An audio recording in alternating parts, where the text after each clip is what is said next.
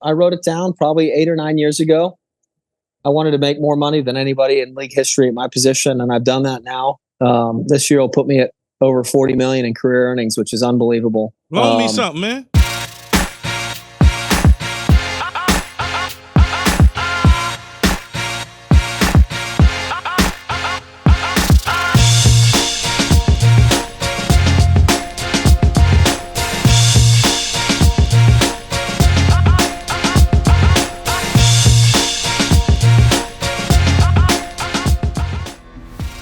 What's going on? It's Keyshawn, and welcome to my show on Undisputed Presents All Facts, No Breaks. Joining me today is a 15-year NFL veteran and a Super Bowl champion, Pro Bowler, and one of the best punters in the game, Thomas Morstead. What's up, T? How we doing? Good, man. And also my son, Keyshawn Johnson Jr., is going to join us and, talk a little football and everything else in the world of sports. Perfect. Pleasure having you. So let's just jump right in it. You know, what started you and got you engaged in playing football? Getting cut for my soccer team as a junior in high school. I played at a big 5A high school in Texas called Pearland High School, and the whole city shut down on Friday nights. And I thought it'd be a cool thing to be a part of that my senior year. So I just went up to the coach and asked if I could join the team. And he said they already had a starting kicker and punter, but they'd love to have me. And so, that's how it all started for me. And when you look back at it, what got you, or did you always want to be a punter, or it didn't really matter, you wanted to kick the football? Yeah, I think like all young guys that want to kick and punt, thinking about kicking the game winner was a cool thing. I think once I got going, halfway through my senior year, I kind of took over all the jobs, and I enjoyed kicking, but punting, I really realized early on I had a knack for, and was gifted at not kicking it farther than everybody, but I could hit spirals that turned over and looked pretty. And so, I really, I kind of leaned to that. And but I love doing it all. Who doesn't want to play more, right? So I practiced everything, and I'm glad I did it. I think working on all three, kickoffs, field goals, and punts, really helped me as a walk-on in college, and helped get me seen. Yeah, my career went as such as a wide receiver, but there was once upon a time, Thomas, that I actually punted in high school and in junior college. I was our punter, so I feel your pain at times when it don't go the way you want it to. That's all right. We all have to overcome things, and I love it. I love it when it comes down to you. You only get a few shots a game, and you got to be locked in, and you never know when it's going to be a difference. Just like any play for any position. So we just have a much smaller sample size to judge if we played well or not. But I love the pressure of it. I love being counted on by my teammates. There's nothing like it. I have a question about that. Does icing kickers, does that actually mean something to you, or are you just like, whatever? I think it depends on the guy. Everybody's psychology is different. I would never recommend icing a kicker late enough to where the ball gets snapped and you let him have a free kick, because if he misses it, he probably ain't missing again. And if he makes it, he's just got confidence. He just got a practice swing and saw what the wind did. So I'm for icing, but I would not ice a kicker and let him have a free kick at it. So you played your college career at SMU. You walked on to SMU's football program, and you were the field goal kicker. What was that experience like at SMU? Because I lived in Dallas. I lived in Turtle Creek, so I kind of know the area and whatnot. But what was that experience like? It was tumultuous. It was difficult. There's a lot of money in that area of town, and I being an 18-year-old, I was a little insecure about that. I didn't feel like I was getting seen. I didn't get a chance in practice until my third semester, and it was being a tryout walk-on punter. This is not too much lowly of a spot than that. But I'm glad I went through it. It was really challenging. I feel like I was not being seen, not being given opportunities, but I just continued to work hard, and I fell in love with the weight room. And that chip on my shoulder has continued throughout my career, and it's really carried me a long way. Thomas, obviously I played in the NFL, and I played 11 years and on a couple teams, but I had some pretty good punters and pretty good kickers, but all of them was weird as fuck, like all of them. Nick Lowry, the legendary Nick Lowry, played with me at the New York Jets as the Kansas City Chiefs for a number of years. Weird. I had John Hall, who was my kicker, who was like, he was cool, but he was weird. He liked to hang out. He hung with the crew. I had Grammatica in Tampa Bay, little bitty Grammatica. He was fun, right? He was fun and whatnot. And then punter-wise, I had an ex-quarterback in Tom Tupa, who was also as a punter. Yeah. I played with Tommy at the New York Jets, as well as we won a Super Bowl together in Tampa Bay. And I played with a couple other kickers and punters that, every now and then they got on my damn nerves because they either didn't pin the ball inside the 5-yard line, or they missed a chippy, or whatever the case may be. Why are specialists, kickers and punters, considered kind of quirky and weird? Well, I think, there's a number of reasons for that. I think number one, being a field goal kicker specifically is a major mental strain. There's no shades of gray with that. You either make it or you miss it, and no one cares how it goes in or how it misses. It's just, did you get it done or not? And you may only get one or two chances a game. And I think the pressure, the expectation on the field goal position has gotten. I mean, guys are so good now, and so it's you go look at a guy like Morton Anderson, who's in the Hall of Fame. I think his career percentage is at 80 or a touch below 80. I mean, if you're at 80% now, you're cut consistently. So it's a mentally demanding position. I also think, you kind of played at a time where guys had been other positions. Like I think Tom Tupa was a quarterback. Yes. And you had kind of athletes that were part of it, but then they kind of merged into this, kind of isolated position role. And I think that's changed a lot. You see what the guys can do now. The athletes are so good every year that are coming out. And, there's a lot of reasons, I think. But biggest thing I would say is just the mental demands on being a field goal kicker. I think you got to be a little twisted to be able to deal with that. So, yeah. Thomas, I often have said to people, they say, well, the quarterback has the most pressure on the team. I'm like, y'all have no idea. Yeah, the quarterback does not have the most pressure on the team. The most fucking pressure is the kicker, the field goal holder, the PAT holder, the long snapper, and the fucking punter. Because if they do anything wrong, it's their ass. Their ass is going to get cut because they don't make the same amount of money as the quarterback. So, yeah, you talk about pressure, I would give it to y'all in a heartbeat, man. In a heartbeat. Listen, I think it's all about how you perceive it, right? I mean, if you can become saturated in your process, you're not even thinking about the results. I mean, I think same thing. You're a receiver and you've got a big third down, and somebody's hanging over the middle, and you got to go catch that ball. There's pressure in that, and it's just, I think the thing that makes it a little bit different is that, you still have to contend with somebody on the other side. Whereas me doing my job or a field goal kicker doing their job is, once the ball leaves your foot, like, that's it, right? It's just what happened. Where does the ball go? Did it go in or did it not? And I don't know. It's easy to kind of pin it on a guy for not getting his job done. But yeah, it's a unique position for sure. And I think guys are definitely more, at least I try to be in with the team, lifting, training hard with the guys, running in the off season, kind of earning your stripes so that, when you don't get it done, guys feel like you're invested just like they are, because it is a different position. So you didn't want to be in a locker room while we was out there practicing? Hell no, absolutely not. I'm out there the whole time. And it's not just games. I mean, obviously games are what count, but every practice, I want my team to see me every day. I want them to be like, damn, I'm glad he's our guy.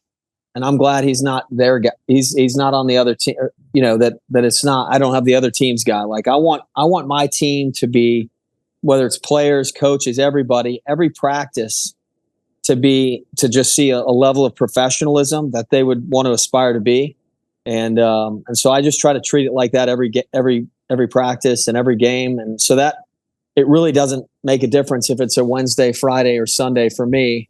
I'm going to treat it the same. And I think that kind of levels out that pressure that you experience, or that you could view that as kind of a negative energy. It's just the way I operate now, and I just get stuck in my process, and the results will be what they'll be. Thomas, do you remember a game winner or a game loser or you just kind of numb to that? Do you have like a moment? As far as me kicking? Yes. Kicking a field goal. SMU, yeah, I had one against Tulsa. I was 3 for 3 outside of 50, and hit a 52-yarder with a minute left to go up by 1 or 2 points, and then or with some time left in the fourth quarter, and then we gave up a 99-yard drive to lose the game. So it felt like a game winner in the moment, but it ended up not being. And then I've also felt the sting of going 0 for 2 in a game that we lost on a last-second game-winning field goal, and that was not a good feeling. It was my only 0 for 2 experience as a field goal kicker, but all that stuff really prepared me for the NFL. Like I said, the pressure of being a field goal kicker is just different, and it really prepared me to do well at my job in the NFL. So, Thomas, you started your journey in the National Football League with the New Orleans Saints. In 2009, the Saints made a decision. We need a kicker. They moved up to the 5th round, into the 5th round, to select you. Were you like surprised that they moved up, or you just was like, whatever, I just want an opportunity, a chance? Number one, I guess I'll answer the second question. I wanted the opportunity and the chance. I wasn't surprised at all. My agent the day before the draft had called me, and he said he thought the Saints or the Colts would be drafting me in the 4th or 5th round. And sure enough, in the 5th round, I got drafted by the Saints. And then a few rounds later, Pat McAfee was drafted by the Colts. So yeah, I wasn't surprised at all. So you played with the Saints for 12 years. You was part of the greatest play, not only in New Orleans history, the Saints history, but also, in my opinion, the Super Bowl history, the greatest play. You guys made a decision that you were going to have a surprise onside kick to start the second half in Super Bowl 44. Take a look at this. Colts, they like to defer just so they don't have to face this situation where Peyton Manning gets the football in the second half after he's gone in and looked at all those pictures you see him looking at every time he comes off the field. Onside kick to start the second half, and the ball bounces off the hands of the Colt, and it looks like the Saints had it for a second. And it's Saints football. They recover the onside kick. What a fearless start to the second half. Really unbelievable decision by Sean Payton. Yeah, I remember watching that like it was yesterday, man. It was one of the ballsiest plays in Super Bowl history. But take us back. What do you remember from that, and like just talking, going out and delivering that? I remember being pretty terrified in the locker room. We had said we were going to run fakes that season, and we never did because we were always winning. We were 13-0 to start that season off, and I don't know. Coach said we were going to run it. It wasn't a matter of if we were going to run it. It was just when. And I just didn't, deep down, I didn't believe him. And then he called it at the start of halftime. And that halftime at the Super Bowl is like 35 minutes long. Mm-hmm. So I was kind of pissed at him for telling me so early because I was just a nervous wreck. And I've never had a panic attack, I don't think, but that was as close to one as I've ever had, I think. And anyways, look, it was, I had time to kind of process it, and I was pretty negative at first about it, thinking about all the people watching and if I screw up, and I kind of just let all that stuff flush out. And I used to keep this picture in my locker of Frank Gans Sr., an old special teams coach that was my coach my senior year in college, and he he used to say the more aggressive team normally wins. And I thought, well, this is pretty damn aggressive. And then I thought about all the times Coach Payton called me up out of the blue in practice. It was never scripted. You know how they have the normal script at practice where everything's planned out. He would just blow the whistle and say, onside kick team up. And we ran it. And every time I did it well. And by the time I went out to the field, I was, you know, in a pretty good place with it. I was still incredibly nervous and anxious to do it. But I was confident that you know, we'd spent the right amount of time practicing it, and that I had, you know, I knew that if we got it, it would spur us along. And the whole season kind of felt like a season of fate. Like we felt like we were destined to win. And as soon as we recovered that, I think we all knew we were winning the game. And I'm very, very grateful to have been a part of that, and for Coach to have put that confidence in a 23-year-old rookie that had never kicked off prior to that season. On the biggest stage, it took some major balls to roll the dice like that. But, you know, honestly, it was a good bet at the time. The surprise onside kick with the old kickoff rules was about a 2 out of 3 get on a surprise. So it was worth the risk, and glad we did it. You know, the great thing about the surprise onside kick is many people don't know what to look for, right? They just don't know what to look for. But your approach to the football was normal. You approached it, because most of the time guys approach it, it's like, oh yeah, you get ready to kick it onside. But all your steps were the same. Everything's right up until you got to the ball. You normally don't see that. How were you able to keep that composure and manage that? Well, that was the whole deal to it, right? I mean, so there were 2 parts to that. Number one, we wanted to do a fake punt, and we just couldn't find anything. They were super conservative on their punt return team. And so then we started looking at ways to do an onside kick. And the thing that was easy to game plan for us is I put the ball on the right hash and kicked it to the deep right corner as I looked at it the whole season. and so that puts the most stress on that left side front line player, because they're almost out leveraged by the guy they normally have to block. So sometimes that guy will leave early or cheat a little bit. And so that was the deal, was like, let's see if I can take my same steps, look everything exactly the same, make everything look exactly the same, and then just turn on it at the last second. And so yeah, we definitely had to, that was the best option we had to try to gain a possession, and we felt like we needed to gain one against Peyton and the Colts. Yeah, Thomas, if that Super Bowl is played today, it wouldn't even be possible, that onside kick. The new kicking off rules means no more surprise onside kicks. How are you feeling about the change coming this season? Look, time will tell if it's a good rule change. Look, there's going to be a lot more action on kickoff, which I think is great. They're trying to get the touchbacks out, and they're also trying to balance that with player safety. So it kind of looks like the XFL way of doing things. So I think there's going to be some benefits to a lot of guys that will get a lot more playing time, and special teams will, probably carry a little more value as far as rosters go. So, but the proof will be in the pudding. We'll see. I don't love the idea that there's no way to surprise attack a team. As far as gaining a possession, I don't think that's good. But it is what it is. I wish the players had a little more say so in creating some of these rules. We have a seat at the competition committee, but there's 13 of them and 1 of us, so we really don't have a say in anything, which is unfortunate. But it is what it is, and I do think there's a chance that the kickoff will be a much more exciting play this year, which is good for the game. Mm-hmm. Thomas, you spent a short stint with the Jets back in 2021.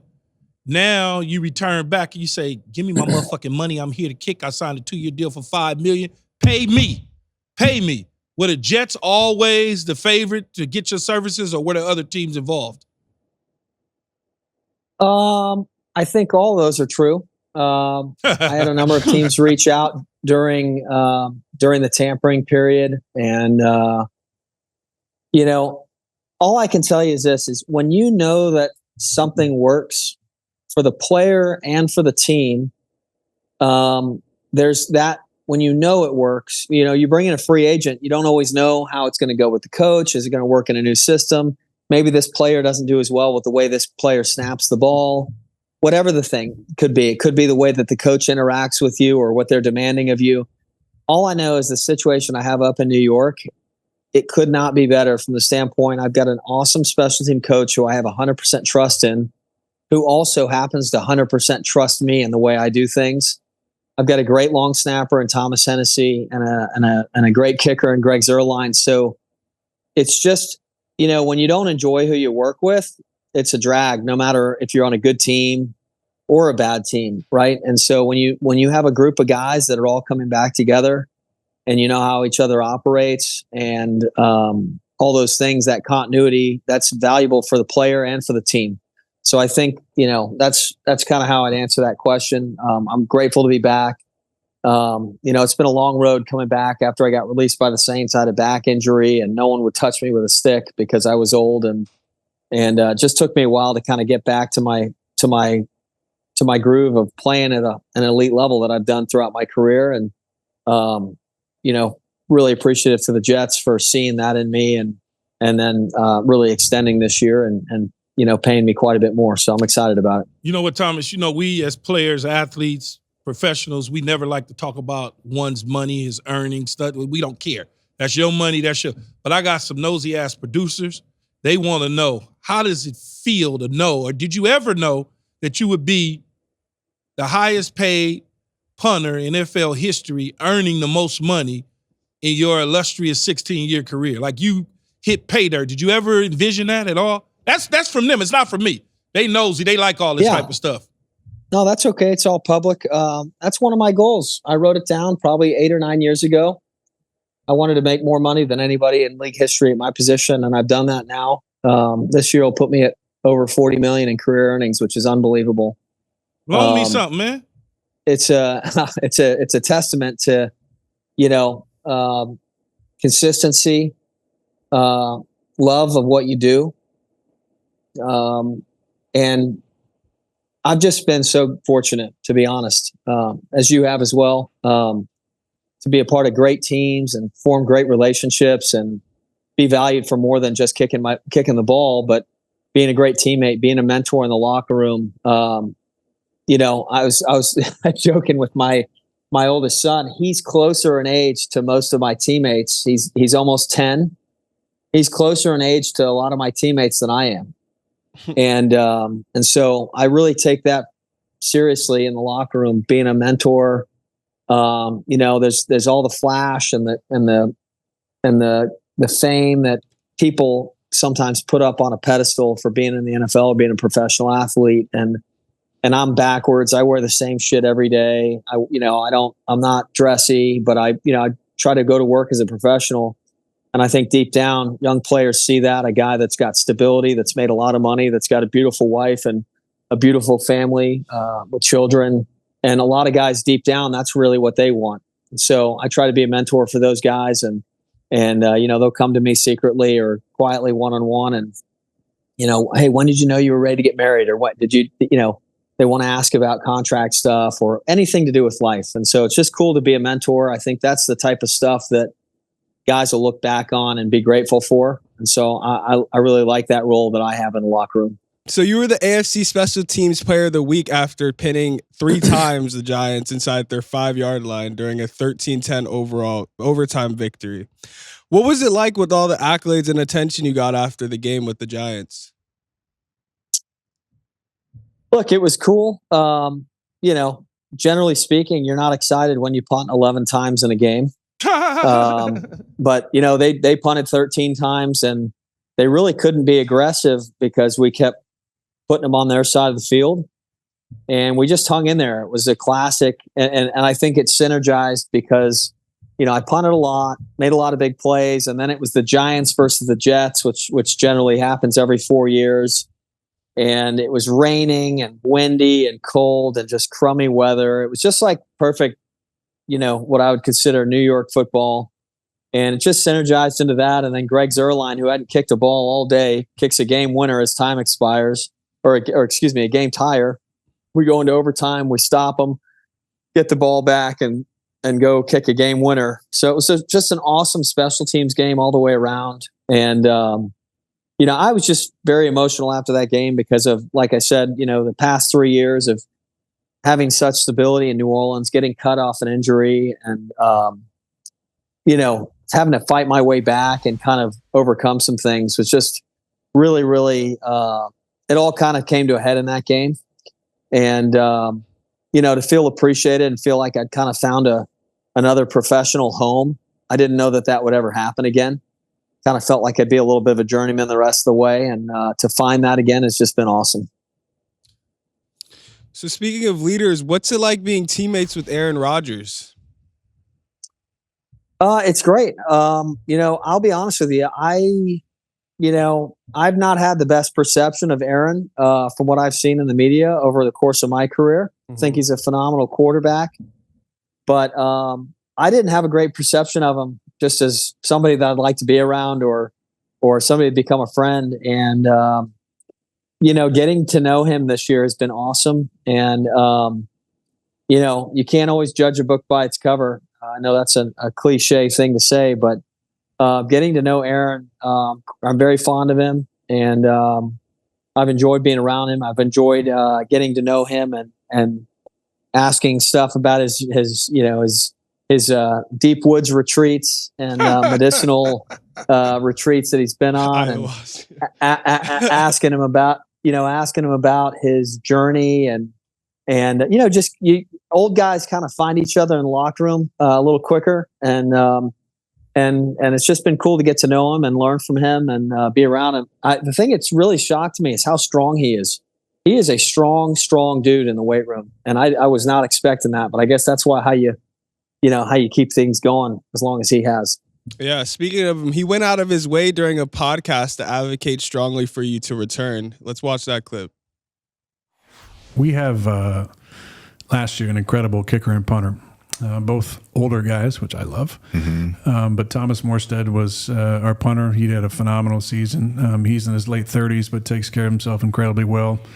And, was just a weapon for us, with hang time, with inside the 20 punts, inside the 10 punts. I mean, they were like game-changing plays where we had multiple inside the 5 in multiple games. And then Greg Zerloin, our kicker, had a phenomenal year. I think he only missed 2 kicks all year. Wow. He's just a weapon, and he can hit it from anywhere. I mean, he hit it from 60. Every kick is a touchback for us. Those are weapons. So I'd like to see those guys back. So, Thomas, what did it mean to hear this from your quarterback one? Not about $5.1 million. Seriously, to have any teammate stand up and say that, especially as, free agency's looming, was really cool of him to do that. I think the team already felt that way. They had already communicated that to me. So there wasn't some sort of, rigid and, non-friendly negotiation. They were very clear, about how they valued me and the things that they valued and their expectation for me to continue doing those things on and off the field. So, I didn't have any doubt about that feeling. But look, anytime a teammate goes out of his way to, push for that, for somebody to be back, it feels great. And selfishly, he's trying to win a Super Bowl. And he's lost out on chances at Super Bowls because of special teams. If you go look at some of the ways that he's lost playoff games or his teams have, so he knows how important it is, and he wants to make sure that that's at a certain standard and level, just like the offense will be expected and the defense. So it was pretty cool. Okay, well, you've been in the league for 15 plus years. You've seen a lot of guys, but who are some guys that you were like, I'm just going to kick this out of bounds? I don't even want to deal with that. I've never believed in doing that. Okay. I'm not saying you don't respect guys. It doesn't mean you don't change how you punt a little bit, but guys, when they start doing things that are drastically different than they normally would otherwise do, you see a lot of mistakes. And so look, to me, you just got to figure out who you're playing, and everybody has weak spots. There's no perfect player, right? Some people have a more difficult time with really high hang times, just securing the ball. some people, it doesn't matter how high you catch it, they'll catch it in traffic. I mean, I remember playing against Pac-Man, and he didn't have a fair catch for like 6 seasons. So it didn't matter what you did. Pac-Man Jones? He was returning the ball regardless. And so you just got to figure out who you're playing, and you can't, it's not about, you just got to hedge your bet. And at the end of the day, I get paid too, and I remember playing against Devin Hester, and a lot of his punt returns that were touchdowns, a lot of them were punts that were right in the middle of the field with bad hang time because guys are trying to change what they do and they're outside their wheelhouse. And so, look, anybody can burn you if you do poorly, and guys that are really good can really burn you if you do poorly. So to me, it just put the pressure on of me being more dialed in to doing what I do. And having said that, I'm a directional guy, heavily directional, and that's why I'm still playing. So, you just got to have awareness. But I've been burned by guys that you've never heard of because of bad punts. So at the end of the day, you got to perform well. And if your punt team is working in concert with each other, you can have a high level of success no matter who you're playing. You see that answer, Keyshawn? That's why he can play with me with no problem at all. I fucks with him. Yeah. No, I rock with him. He got an attitude. If you were not a specialist, punter, kicker, what position would you try to play? Or would you want to play? See, that's what I'm saying. Linebacker? Yeah. I'm a linebacker stuck in a punter's body. So I've always trained with the linebackers. They've always been my boys. Those guys go out and hunt when I'm punting. Typically, you got backers right across that punt team. And those guys and the offensive line, I've always loved offensive linemen. They play a thankless position. They're grimy. They do the dirty work. And they all have great senses of humor because of that. And I love being around the O-line as well. So in other words, what you're telling me then, Thomas, is when the punter's in the air, you're not walking toward the sideline to hurry up and pray that somebody make the tackle so you don't have to slide on the ground and try to trip them up. That's what you're telling me. No, I've never been accused of shying away from the tackle. Now, they don't look pretty, and I probably have the highest injury rate in league history per tackle. But I'm by the time I get down there, if they're not tackled, I'm pretty pissed off because they're ruining my what I'm responsible for, which is flipping the field. So, and very rarely is a punt returner anywhere close to my size. They're typically smaller, faster, shiftier guys. So, I don't give my athleticism much credit. So I don't try to dance with a guy or, give him much space. I'm running fast and trying to hit hard. What year did you leave the Saints? The 2020 season was my last year. So what was it like playing with Keyshawn Jr.'s cousin, Michael Thomas? People ask me about Mike T. He's a different breed. Really? When I watched the Michael Jordan docuseries, those 10 documentaries of Michael Jordan, he's the closest person I've seen to somebody like him from the way they present Michael in that docuseries. His mindset is just different. And the way that he works in practice, every practice rep felt like it was a Super Bowl play. And I always respected that, the way, how hard he worked in practice and everything he did. It was just so deliberate, and he never took a day off. And I just had a lot of respect for the way he worked. Yeah, that's good. As they say, it is a little crazy that runs in the family. Who is your Mount Rushmore of special I guess it would be more of the specialist, the punters, kickers, more so than the special teams. Yep. Well, that's tough because guys, you try to compare statistically, and the guys just keep getting better. So, I look at guys that dominated in their era. So like a Ray Guy would be one that dominated his era. Morton Anderson dominated his era. I'd say right now, Justin Tucker is that type of guy. And I try to think of another punter that I think has just been dominant at what he does. I don't know. Shane Leckler was just such a bomber and just so good for so long with the Raiders. But there's so many guys. I mean, I look at myself, you don't make, like I said, being a top paid guy in league history, you don't get to that point if you're not an elite player. But, I've only made one Pro Bowl. So there's a lot of guys that I consider that would be really great players that were just, they either didn't punt a lot or they punted in a dome and they didn't get recognized. I think Mike Cypher's out. I don't know if you remember him out in San Diego Chargers. Yep. He was always in Shane Leckler's shadow. He was a really special player. I think that's why playing for a long period of time is one of the ways guys are measured, because just being able to hang in there for so long, it's hard because these athletes keep getting better and better, younger, bigger, stronger, more explosive. Best that'd be a few guys name the list. Best special teams coach you ever played for? That's really tough because they've all been. Almost all of them have just been special people in my life. I'd go back to Frank Gann Sr. He actually coached Nick Lowry at Kansas City back in the 80s. You were saying I played a little connection there. I played with Nick, so I'm old. There you go. So there's a little crossover. He was probably at the end of his career when you played with him. But he was. Frank Gann Sr. came out of retirement my senior year of college to coach with June Jones at SMU. And I remember walking into June Jones's office, and he just said, "Listen, I know you're thinking about going out in the draft early." He said, "Stick around here for a year. I just made you a lot of money. You just need to not get hurt and learn as much as you can from Frank." So he was that person for me. That I was 22 years old, and I fell in love with the guy in 10 minutes when I first met him. And he mentored me and taught me how to live life and how to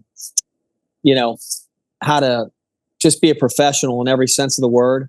I'd say another guy is Mike Westhoff. I was going to ask you about Westhoff. Yeah, Westhoff is just a, you either love him or you hate him. That's what I would say. He's a special personality, very, very demanding. We always joke that he invented football because he'll tell you he did. But absolutely loved playing for Mike as well. Mm-hmm. So do you think you'll ever get the hairstyle again, the Trevor Lawrence? Because that's what I remember you from. No, I promised my wife those days are over. I got a lot of grays coming out the sides, and I need to start looking somewhat respectable. I've got young kids, daughters, so. But yeah, I do miss the long hair. I enjoyed it. It was fun having long hair and being able to. Not many people get to wear a helmet to the office like I did and still do. So miss the long hair, but I was always trying to look older. Mm-hmm. And at some point my wife sat me down. It was actually after I got released by the Saints. And she said, if you want to keep playing, you may want to start trying to look younger now. And I said, that's real love when your wife comes at you with that. So, but she was right. And it's, you need to, perception's reality. So you need to, try to look young and strong and all that, because they're always looking for reasons to get rid of you. Yeah, wait till your son turns 25 years old. You think you got grays on the side. I'm not ready for that yet. Yeah, wait till he gets into his 20s. No, ain't no my damn God. On a more serious note, Chiefs rookie wide receiver Rashee Rice is believed to be involved in a high-speed crash in Dallas. Dad is a former player, and Thomas is a veteran in the league and the exec for the NFLPA. What do you make of this situation and athletes being involved in incidents like this? Stupid is as stupid does. I mean, it is what it is. I mean, that's how I look at it, Thomas. Yeah, I'll say this. Look, you're dealing with athletes are held to a higher standard. Professional athletes are, and they should be. But it's just the way it is. And, he's a young kid that's just still a kid, kind of. I know he's an adult legally, but it's tough, and some people have to learn hard lessons. And every off season, there's a story or two or three or four like this. Look, it doesn't make it okay. I don't know what happened, and so I'm not going to comment on his specific situation. But all I can say is that I try to give young players, whether they're in college, high school, college, or professionally, try to give them a little grace, but there's still consequences for actions. And, I think sometimes players, especially in that first off season, that's statistically the worst time for a young player, right? Because when they're going into their rookie year, they don't have to. They got Senior Bowl or the East-West Shrine game, or they've got the NFL Combine. They've got private workouts. They're just going and training. And that first offseason after their rookie year is the first time they've ever had free time to do whatever the heck they want. And they've probably got a little money in the bank. And so, some bad decisions get made that first offseason that's free. And all we can do is educate guys. And I'm wishing the best for him and hope whoever was involved in that is healthy and safe. And hopefully he can learn from it and doesn't lose his opportunity to be playing in the NFL. All of the above speaks true to what you just said. I'm so pissed at him, though, Thomas, because I know him. I trained him. I worked with him all the way up until the end of the draft. I gave him every pointer, every single pointer, the do's and the don'ts. I gave it all to him. And then when I look up and I see it, it just pisses me off because he knew better. He knew better. Former SMU wide receiver. He had red flags coming out, and I told him, don't make it a headline. Whatever you do, just don't do it. And now you got this happening. Now, what if the Kansas City Chiefs decide, you know what? That's not what we want to deal with anymore because of what happened. Now, whether he was driving, not driving, in the car, not in the car, whether the car was stolen, I don't know. I have no idea. As I said yesterday, I hope and I pray that he was somewhere in the Caribbean and somebody broke in his house in Texas and stole his car. That's what I hope. But the chances of that happening that way, it's probably slim to none. His ass got to wake up and figure it out because it could have been worse than what it was. It could have been lives lost on both sides. I mean, you talk about it, right? Every time she said, hey, every year there's 3 or 4 of them. All you got to do is go back and look at Henry Ruggs. Speeding. Although Henry Ruggs was influenced by alcohol beverages, he was speeding, driving a fast car out of control. People lost their lives and he lost his career. So that's the reason I'm so down on Rashee right now. Yeah, well, listen, I don't personally have a relationship with them, and I'm sure at some point I'll get connected with them just through the SMU connection. But like I said before, just be grateful that it wasn't worse. And some people have to learn things the hard way. And hopefully, the thing I always talk to young guys about is, that's those people you're surrounding yourself with. If they really, really care about you, and they really want the best for you, you'll have friends that'll be in that situation with you that'll say, dude, let's get the heck out of this. This is not what we want to be doing. This is not good for you. You're taking a risk that I don't think is worth taking right now. And so hopefully he'll look around at people he's surrounded himself with and take a hard look at that, because I think, I don't know. That's just, it's hard. And I'm with you. And you should be upset, especially when you invest in somebody. I've done that and had that same feeling before, so I know what it feels like. Right. So MetLife Stadium's turf has come under fire since it was installed in 2020. It became a big part of the Aaron Rodgers injury conversation and other players' injuries. Do you think it should change to grass? And do you perform better on one or the other as a kicker? Look, Punter. I think, that the turf is an interesting thing. I think, it's a kind of it doesn't look good for the league when they're putting grass in for one soccer game, one single event. On the other hand, I would say that MetLife in particular, they've got 2 teams playing on the field, and so there's not as much rest and recovery for that grass to keep growing in, especially in the winter months. And so that's, at the end of the day, you can say it's grass, but if it's crappy grass or if it's, not growing in well during the winter months, I don't know what the answer is to that. I know that the NFL and the NFLPA have a joint group of engineers that are working on continuously trying to get things better. make different turfs that are better, and they're constantly measuring it. But I do think it's tough to have some of these fields. Carolina used to be grass, and they went out of their way to change it to turf. I thought that was kind of strange. And so, I think we're always looking to make it safer and better for players. And it is hard when you have top tier players go down and you wonder if that was the reason. So hopefully they'll continue to, hopefully we as a union will continue to push forward on that and trying to get the surfaces as best as possible. Thomas, before I let you get out of here and get on with your day, tell me a little bit about your foundation. Well, that's an interesting thing. We actually just shut the foundation down. We ran it for years here in New Orleans, and it was an awesome experience for me and my wife, and we did a lot of good things down here in New Orleans. But between COVID, which shut us down for a good year and a half from doing fundraising and from doing events for kids that were sick, that slowed us down. And then my executive director moved on, and then I've been on different teams going back and forth. And so it's been a lot. So we still do a lot of things down here in New Orleans, and kind of privately just do family donations that I guess people wouldn't hear about anymore. But we just have tried to stay committed to the community down here, which has been so good to us.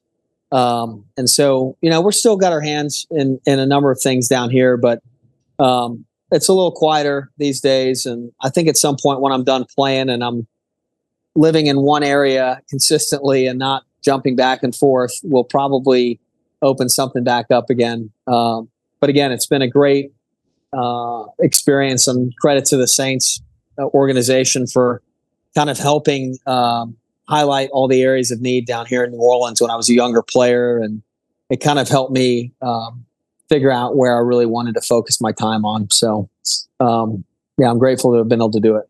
I love that name. What you give will grow. Well, did that come from anything, or is that just... Yeah, that was Frank Gann's senior in college. What you give will grow, and what you keep, you lose.